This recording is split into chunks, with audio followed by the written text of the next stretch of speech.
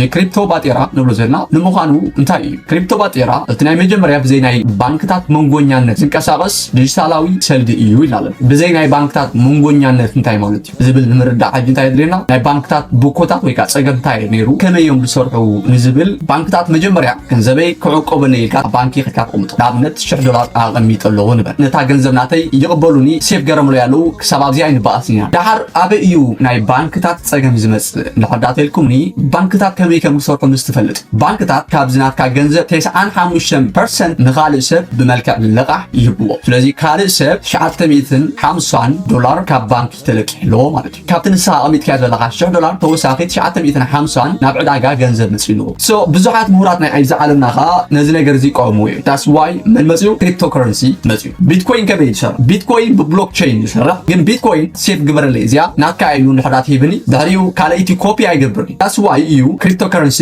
ኣዝዩ ኣብ ዓለም ተቐባልነት እናረኸበ ዝመፅእ ዘሎ ማለት ሙሉእ ቪድዮ ኣብ ዩቲዩብ ክትረኽብዎ ትኽእሉ ኢኹም thank you